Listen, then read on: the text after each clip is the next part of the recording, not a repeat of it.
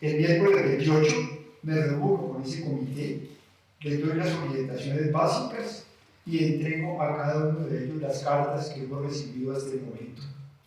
Y les digo ese mismo día que a pesar que apenas estamos arrancando, voy a cesar la misión que Darío Echavarriaga tenía en la Universidad Javeriana y que se lo voy a comunicar de una vez. El viernes 30 de mayo de esa misma semana, el procurador entrevista por poco más de 2 horas a Luis Fernando Llano Narváez y va a poner diciendo es una versión creíble. El tono de la declaración fue respetuosa y serena, y con su permiso graba la entrevista. El sábado 31 de mayo de 2014 me reúno en la mañana con Alba Constanza y Mónica Cristina, las 2 hermanas que están en Bogotá y que fueron abusadas. Y recibo el dolor y la indignación, pero también la verdad de las hermanas, lo que ellas me entregan. Ese mismo día, el sábado 31 de mayo, el procurador entrevista en Skype a Sofía Elena, que es de México, y después de eso le pide a Sofía envíe un mail ampliando la conversación. El martes 3 de junio, o sea, 4 días después, Sofía Elena envía el mail que amplía lo dicho en su carta, que era del 20 de mayo. El miércoles 4 de junio, el procurador entrevista a Alba Constanza y a Mónica. Las entrevista por separado para oír sus versiones y poder compaginar versiones. Ambas aportan además sus cartas. Luis Fernando de la Sabina, que había venido acompañando, se queda esperando y ya a solas con el procurador complementa las informaciones que él tiene. El martes 3 de junio, en plena marcha del proceso, comunico por escrito a Darío Echavarriaga que a partir del 15 de junio deja la decanatura que tenía en la Javeriana y le digo cuál es el lugar a donde lo voy a mover. El jueves 12 de junio, el jueves 12 de junio, el procurador entrevista por 2 horas y media a Darío Echavarriaga, el sacerdote. Este acepta lo fundamental de lo que han presentado los miembros de la familia, acepta que es culpable y se pone a disposición de colaborar. ¿Es qué día es? 12. El jueves 12 de junio. El jueves 26 de junio, el comité me presenta el informe sobre las denuncias y las afectaciones profundas a las víctimas. Muestra el comité que las víctimas están diciendo la verdad, con matices que corresponden a la distancia en la memoria, después de tantos años. Igualmente me presenta el reconocimiento en detalle. En detalle quiere decir, esto es contar en detalle en qué consistió cada uno de esos abusos del padre Darío Echavarriaga y el análisis que hace el comité del contexto. El comité entrega las conclusiones sobre la consistencia de los hechos denunciados y aceptados por Darío Echavarriaga y la gravedad canónica de los hechos denunciados. Me dice además que debo determinar penas, poner el asunto en conocimiento en Roma del Padre General, para que la sentencia que yo haga sea confirmada allí, e igualmente por el Tribunal Apostólico de la Congregación por la Doctrina de la Fe de la Santa Sede en Roma. Igualmente doy cuenta al Arzobispo de Bogotá y al Tribunal Eclesiástico de la ciudad de Bogotá. También quiero decirles que hice una consulta a abogado y el criterio que recibí fue que la acción penal por tiempo ya había prescrito. Hoy, como ustedes saben, esto es absolutamente imprescriptible con la evolución de la normatividad. Hubo cambio en la legislación y también en la legislación de la Iglesia, pero esto no es un asunto de abogados. Si yo falté a un deber legal, que los abogados lo definen. Pero además quiero decirles, a mí eso me interesaba menos en ese momento. y por eso mis consultas de abogado solamente en ese momento. A mí me interesaba responder al dolor de las víctimas y actuar todo lo que yo tenía que hacer dentro de mi autoridad, todo lo que estaba en mis manos. Entonces me reuní inmediatamente como provincial de la Compañía de Jesús en función de mi autoridad con el padre Darío Chavarriaga para protocolizar la decisión.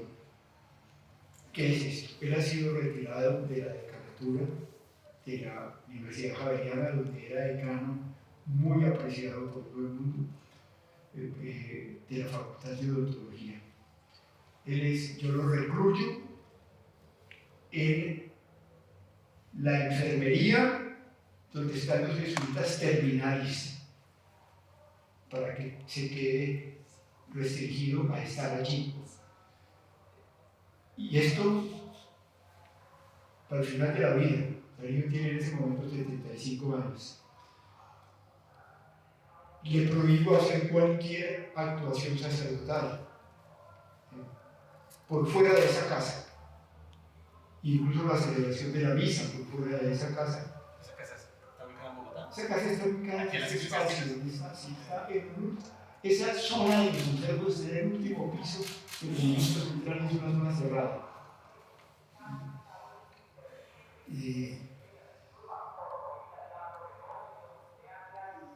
Darío recibe esto con un impacto muy profundo. Miren, estas cosas, que a un sacerdote le peguen una cosa de estas, tiene un efecto profundísimo. ¿Él tenía 75 entonces? Él tenía 75. A los 6 meses de estar en la casa de enfermos hace un cáncer, y de ese cáncer muere a finales del año siguiente. ¿Usted le pone ese castigo? ¿Se sabía del cáncer de él? No, no tenía cáncer. Hasta donde sabemos, no tenía cáncer, empieza. No es el único caso que a mí me ha tocado ver el impacto sobre un jesuita ante una sanción, porque estas son sanciones que pegan, que como diría yo, producen una verdadera devastación moral en la persona. Era el año 2015. Con estos elementos, una vez tenido todo esto, y decidido todo esto, me reuní con Luis Fernando Llano Narváez y sus 2 hermanas y les presenté las acciones hechas, lo que había sido la escucha, el análisis, el proceso investigativo y las decisiones. Y porque es elemental con las víctimas en un contexto de estos, les pregunté qué querían. Y expresamente es cierto, les pregunté si querían reparación y si querían llevar las cosas a la justicia. No utilicé la palabra fiscalía. Y les dije que yo estaba dispuesto a ponerme con ellos. Me dijeron que ellos no lo harían por el aprecio que tenían por la Compañía de Jesús, advirtiéndome que su hermana, que estaba en México, sí quería pago en dinero y justicia civil. Yo no quiero citar las palabras de todos en esa reunión, ni puedo decirles que lo que estoy diciendo son exactamente las palabras mías, porque no había grabación y porque no quiero tocar el dolor y la memoria de las víctimas. Pero sí sentí al terminar que habíamos llegado al final de lo que podíamos hacer y que ellos estaban tranquilos. Yo lo sentí profundamente.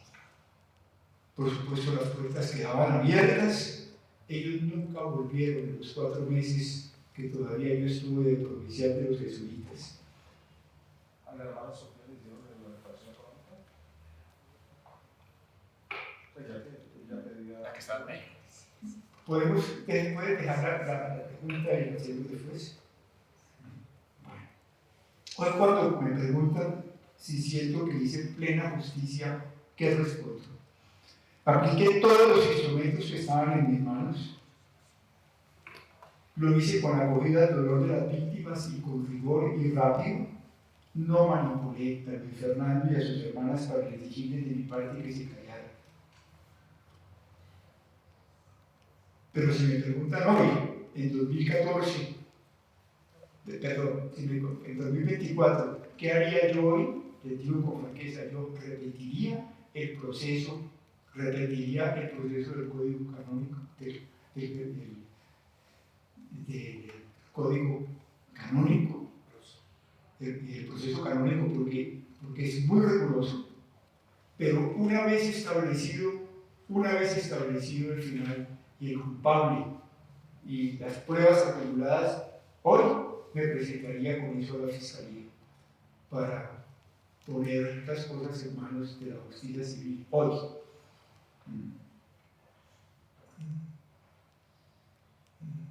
Y estoy convencido que si esos instrumentos del derecho canónico de la época, que combina la sanción disciplinaria con el golpe moral al sacerdote sobre lo que él más quiere, si esto se hubiera aplicado con ese rigor, como lo hicimos aquí, en cada uno de los miles de casos de niños abusados, no se hubiera llegado al horror de la violación de centenares de niños por sacerdotes. Y esto me lleva a la tercera parte que quiero conversar con ustedes. Confieso que desde hace 10 años a mí no se me ha olvidado lo que me dijo la hermana que estaba en México. Les digo que después de pasar con las víctimas en Colombia, las víctimas de todos los lados, por eso refería a los abusos de niños, los abusos de mujeres, las brutalidades, de todos los lados que vimos en la comisión, llevo la convicción de que nunca hicimos lo suficiente y lo que correspondía a la brutalidad del dolor humano causado por nosotros mismos, por nuestras instituciones en este país, como gobiernos, como instituciones y también como iglesia. Y eso por eso lo presenté ampliamente el día que entregamos estas cosas de la comisión. No hemos respondido a las víctimas suficientemente y muchas cosas intolerables continúan. Ahora, estoy absolutamente convencido que esta conciencia de la limitación de las cosas atormentaba enormemente al Papa Francisco cuando en el año 2018 planteó que esta parte de confidencialidad a la que estaban obligados los obispos en el tratamiento de estos asuntos para poner penas al interior de la iglesia no era suficiente y que no respondía a algo que era más importante que la institución de la iglesia, que era el derecho al respeto de la dignidad humana de cualquier persona. Por eso, entre lo que hacen el Papa finales del 18 y el 2019, saca la determinación por la que el Papa suspende, termina con la confidencialidad y establece la manera como el derecho canónico, estas cosas hay que presentarlas a la justicia civil o a la justicia ordinaria. En esto yo estoy convencido que el Papa sintió en conciencia que esto no estaba bien en la iglesia. Sintió que había allí un error moral grave que daba lugar a comportamientos intolerables, que daba lugar, para hablar en términos cristianos, a mucho pecado y a doble pecado de victimización que la iglesia añadía por el sistema de silencio protegido por el esquema general de lo que se llama el secreto pontificio, que ponía a los obispos, dentro de ese marco dentro del cual actuaba la iglesia.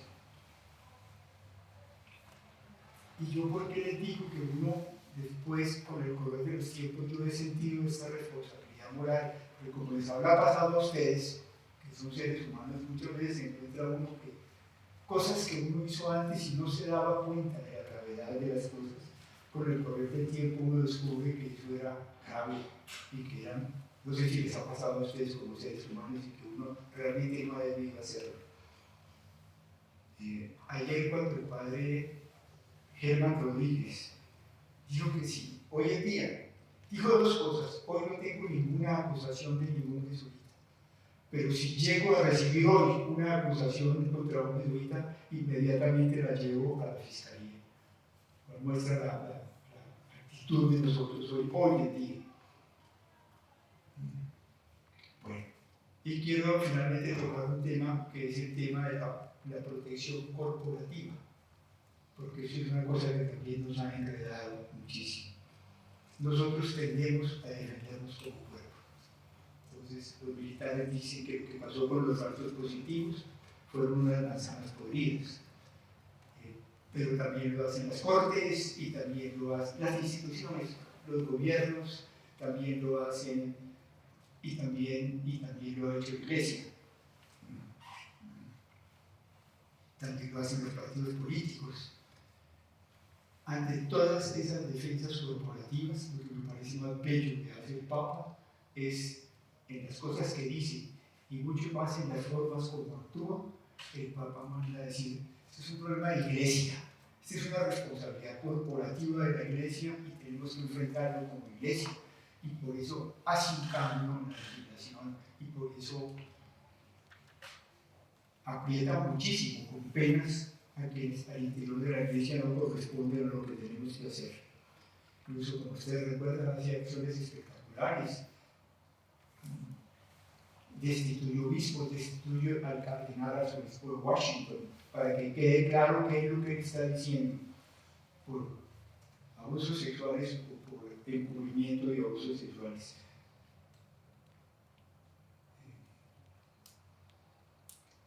En el fondo hay aquí una llamada a hacer otra forma de iglesia.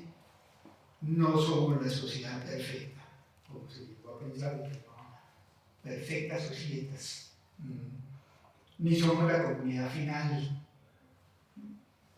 La comunidad es la que formamos todos los hombres y mujeres del mundo, una comunidad de la vida con dignidad y el respeto a las diferencias de todos y todas, responsables de nosotros mismos y de este planeta. Y las leyes son las que valen para todos nosotros en transparencia.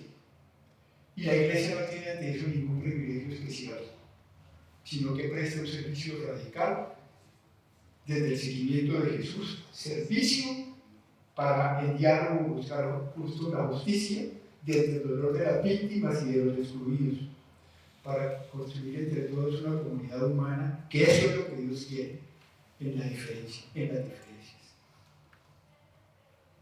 Fíjense que el mismo, no me quiero detener en eso, pero en el mismo sentido el Papa ha dicho: se acabó la guerra justa, que la defendió la Iglesia Católica, y se aprueba cualquier guerra.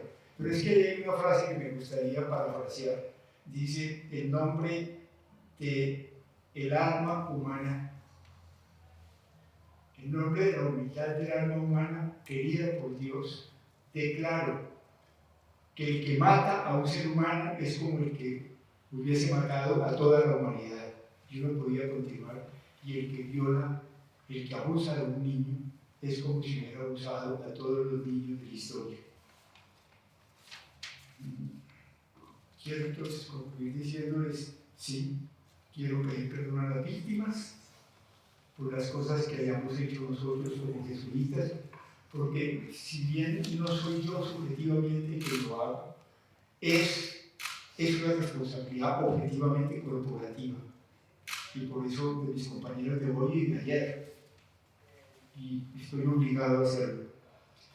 Quiero decirles que he presentado hoy un derecho de petición a la Fiscalía para conocer lo que haya contra mí, porque me he enterado simplemente por los medios que hay una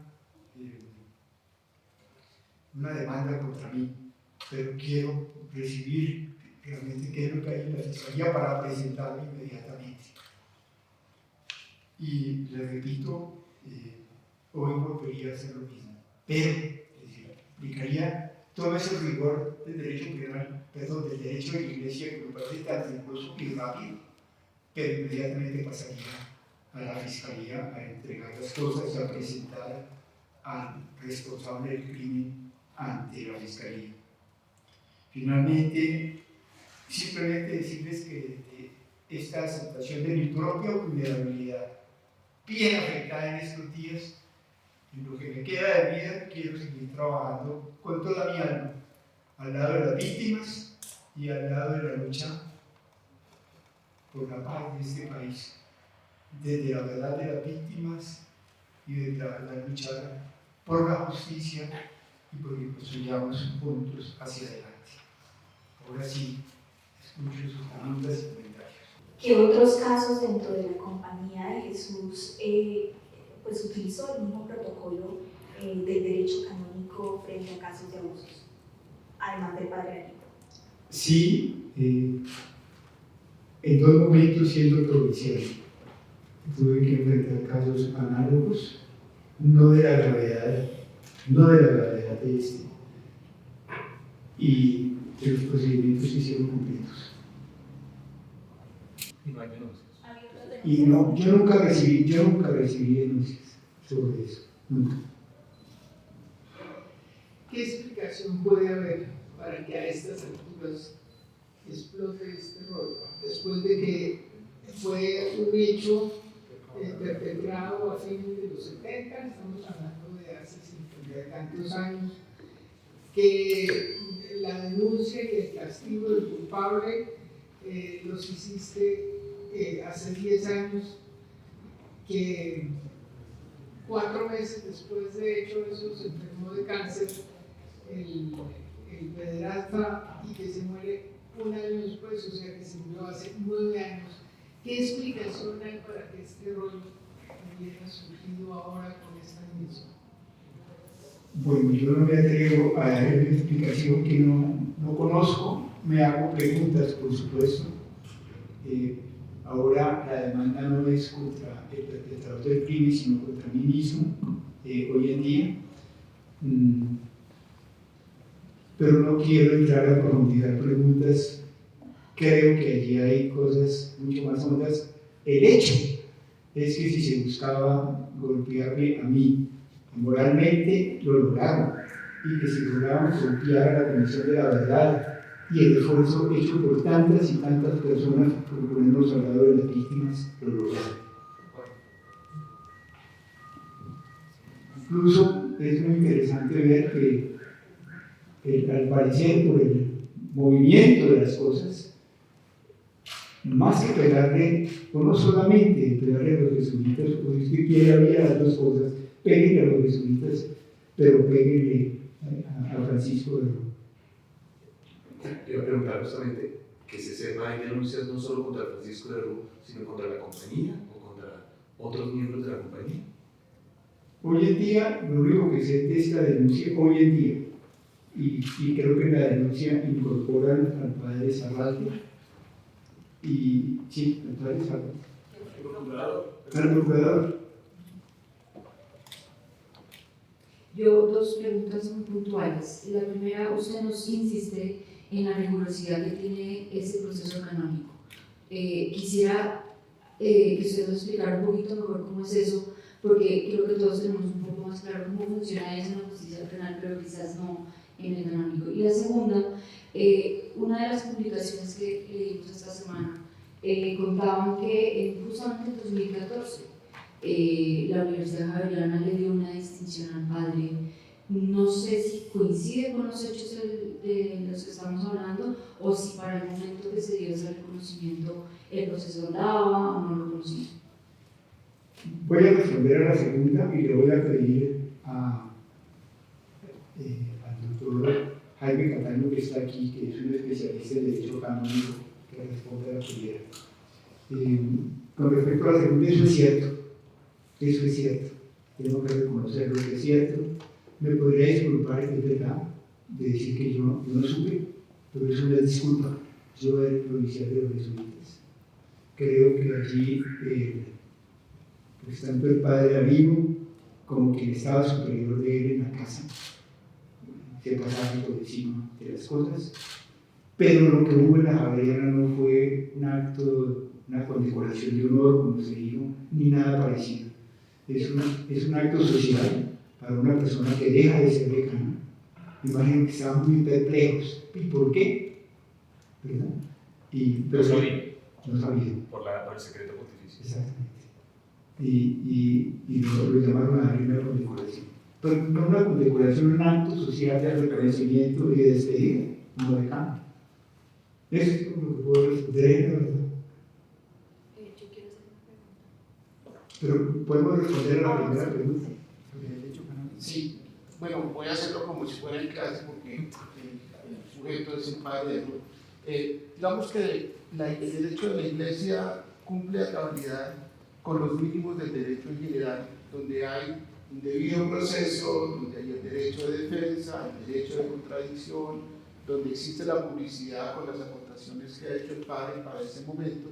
La gran novedad que tenemos del año 2018 para hoy es que la publicidad, y ahí sí hay una diferencia con el proceso penal que tenemos, que hay una reserva de sumario en materia canónica, la orden del Santo Padre del 2018 para acá, es que esa reserva no es del tenor que puede haber en el aspecto civil. Por esa razón, como lo dice el padre de Ruth, una vez se conoce un hecho, inmediatamente se debe hacer la denuncia ante las instancias civiles. Entonces, en resumen, el derecho canónico se rige totalmente por los principios generales del derecho, y en ese sentido es como fluye el proceso.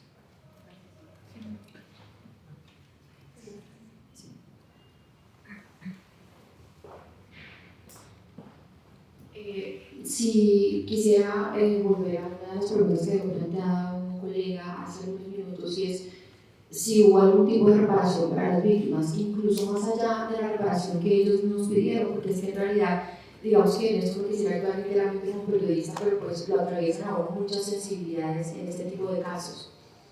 Yo quiero dejar aquí presente porque quizás lo que voy a decir ahorita puede sonar muy fuerte. Yo soy una persona profundamente católica y practicante. Respeto mucho la institución, respeto mucho a los sacerdotes, pero quiero preguntarle también, padre, por una reflexión después de todo esto, si no se podría hacer algo más allá del derecho canónico, y quizás no llegar hasta la justicia, que no se podía, pero usted que ha trabajado tan cerca con las víctimas, sabe que las víctimas esperan verdad, justicia, reparación y contar la verdad.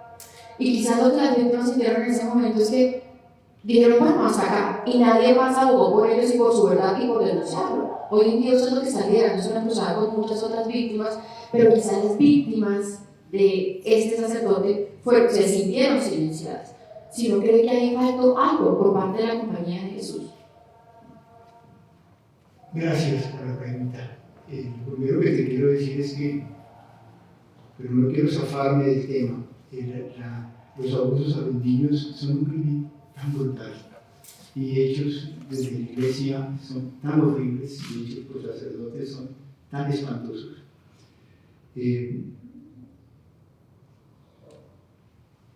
Por eso yo decía, con el correr del tiempo, sí, yo empecé a sentir que allí había una cosa que era incompleta. Y creo que es lo que te digo, que el Papa llega a comprender, aquí hay una falla gravísima, y esa falla hay que acabarla. Incluso me da la impresión de que el Papa se va más allá de los procesos civiles para decir que de una vez se haga público lo que ha ocurrido. Sí, yo actué entre lo que había en ese momento. Entonces, uno como ordinario de los jesuitas se sitúa dentro del secreto pontificio también. Y acepto con todo el alma que eso, ya en términos éticos muy profundos, como lo vio la Iglesia después, no correspondía a la profundidad de las cosas que las víctimas se merecen en justicia. Pero es todo lo que te puedo decir. Frente a la reparación, es una buena pregunta. Cuando uno habla de reparación, pues fuera de cosas como el acompañamiento psicológico que nosotros ofrecemos, fuera de escuchar a las víctimas con todo cuidado, ya cuando se habla de reparación y justicia, se habla de dinero. Y quiero en esto decirles una cosa que a mí me parece muy propia de la Compañía de Jesús y me encanta. Cuando nosotros no vamos a negociar con una víctima, ¿cuánto le tenemos que pagar? Perdóname lo que voy a decir, por una cosa espantosa, que le tocaron las partes íntimas, un cura, o porque comprende, o porque un cura le penetró. ¿Cuánto vale eso? Para que usted se quede tranquila. Eso sería horroroso. ¿Me comprenden? Hacer una especie de negociación de cuánto ofrece usted, cuánto pongo yo. No, nosotros decimos, llevemos esto a alguien que decía usted, decíamos nosotros, un juez civil, ¿sí?, que decida la reparación, y lo que el juez diga lo hacemos. Me comprende por lo enormemente delicado de lo que está ahí en juego. Imagino que es distinto si te pones una discusión de un pedazo de tierra, sí, pero esto es una cosa demasiado delicada para que los mismos implicados discutan con la víctima cuánta plata. En una cosa y otra nunca se puede pagar con plata. Es decir, nunca se pudo llegar a una reparación porque pues, nunca se pudo llevar a un juez y nunca pudo haber otro tipo de reparación. Sí, el año 17, cuando ellos vuelven, yo les pregunté a ellos, al final, qué querían. Y quiero serles muy franco, me dijeron, para nosotros es suficiente porque queremos mucho a los jesuitas. Lo que se ha hecho nos es suficiente porque nosotros tenemos un gran aprecio por los jesuitas. Eso sí me lo dijeron textualmente. Ahora, yo no me voy a poner a pelear que si usted dijo o no lo dijo. Tengo demasiado respeto por las víctimas, pero es un problema que si viene un problema jurídico, que lo discutan los abogados. Yo entregaré los documentos. Padre, me llamó la atención algo que usted dijo, y es que usted, digamos, cuando decidió no enviar esto a la fiscalía, lo hizo porque consultó con un abogado y también porque las víctimas no querían. Y usted ha sido reconocido por ser una persona muy inteligente, muy audaz y por haber servido mucho al país. En ese momento no pensó que se estaba metiendo en un problema de casi omisión con un tema de estos, que le iba a pasar factura, por ejemplo, como le está pasando ahora, enfrentando pues esta situación. ¿Sabe que no pensé? ¿Sabe que no se me ocurrió que estuviera haciendo un mal a las víctimas? Ni que estuviera haciendo un daño. Pensé que tenía que actuar, lo digo de todo corazón, que tenía que actuar y que tenía que actuar al máximo con los instrumentos que tenía. Por eso decía antes que a veces uno encuentra, y creo que le pasó al Papa, al correr de los años uno se da cuenta que cosas que uno permitió, cosas que uno actuó, eran cosas que tenían una gravedad, que podían tener esas consecuencias y que estaban produciendo efectos morales y efectos institucionales que en ese momento no me di cuenta. Por eso es que gracias a eso y gracias a Dios, diría yo, las instituciones evolucionan y los momentos de la historia son distintos, y por eso hoy en día estos crímenes son imprescriptibles, y por eso hoy en día creo que desde el año 2021 hay obligación, cuando cualquier adulto conoce, no solamente un cura, de la violación de un niño, tiene que inmediatamente denunciar. Entonces no lo teníamos antes, no se me ocurrió. Pero es que además yo no estaba preocupado por las leyes, estaba preocupado por las víctimas que tenía y a las que había que responderles con los instrumentos que yo tenía. Vale, pues, ¿de qué delitos estamos hablando, al padre Darío? ¿Acceso carnal? Sí, estamos hablando de delitos de abuso sexual. Es el abuso abarca mucho. Ah, bueno, entonces carnal. Usted nos explicó que bueno, hizo todo el proceso y envió su sentencia a Roma para que confirmara. Sí, claro. No me refiero al cambio de jurisprudencia del secreto pontífice, sino concretamente qué pronunciamiento, qué respuesta hubo de Roma frente al caso. Recibí respuesta de Roma aprobando lo que había hecho. Y hay un par de cosas allí. Claro, en la carta dice: cuide en lo posible, sigue en contacto con las víctimas para cuidar de su situación emocional. Sí.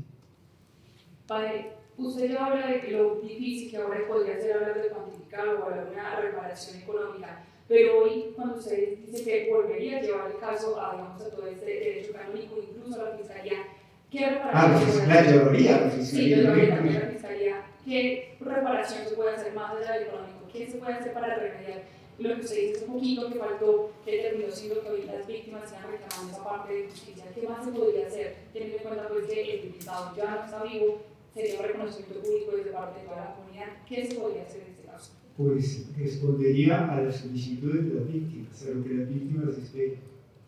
Y en este caso el derecho, ¿qué podría decir si no se, digamos, va por la norma? ¿Una reparación pública? ¿O ustedes como, qué estarían dispuestos a hacer para subsanar eso, además de mejorar las investigaciones? Ese punto lo dejo al provincial de los jesuitas, porque yo no soy hoy en día el provincial. Pero mi sentir es que uno debe estar muy atento, es decir, en la medida de lo posible, a dejar a las víctimas tranquilas en su justicia, en su derecho. Y puede ser que al cabo de un tiempo las víctimas vuelvan, porque eso es una cosa que moviliza mucho el corazón y aparecen nuevos datos y nuevas cosas, y que vuelvan y te digan que todavía no estamos tranquilos. Padre, este caso no tiene que ver con su trabajo en la Comisión de la Verdad, no tiene nada que ver, pero usted mencionaba que si querían golpear a la Comisión lo habían logrado, y además cuando se conoce públicamente, quienes primero salen a defenderlo a usted son los excomisionados y excomisionadas de la verdad.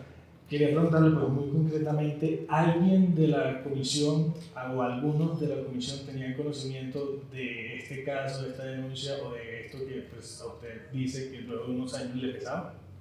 Ninguno. Yo quiero hacer una pregunta, si me permite,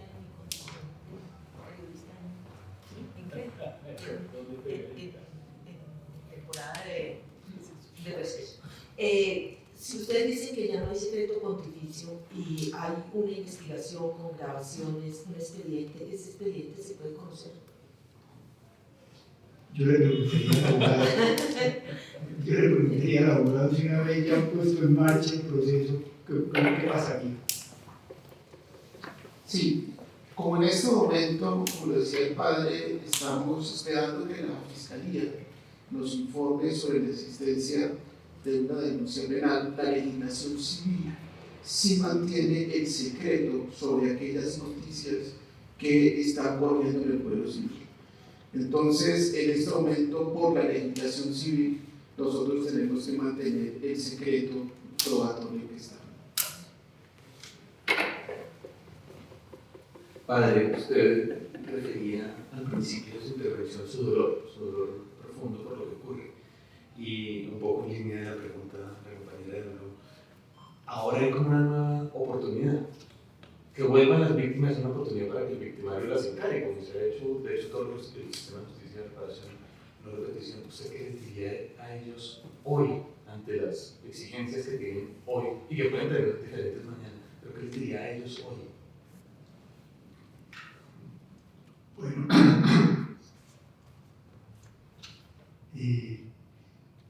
en primer lugar ellos me envían a mí ya no como superior de los jesuitas, y que no puedo actuar en nombre de los jesuitas, sino simplemente como, sí, como un jesuita, pero como un ciudadano.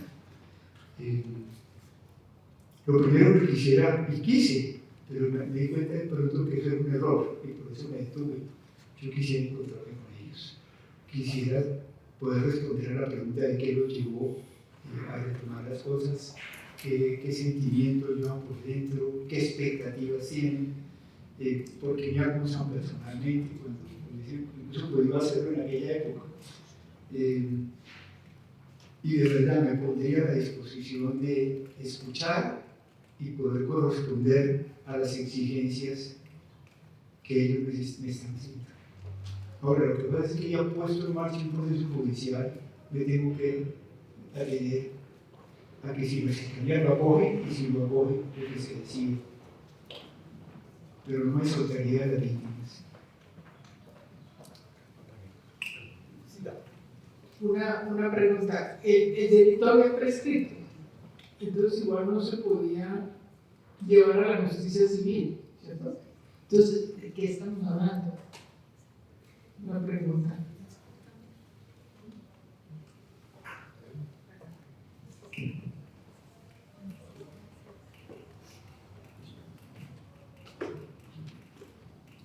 Pues yo diría, estamos hablando de lo que dice la primera carta Luis Fernando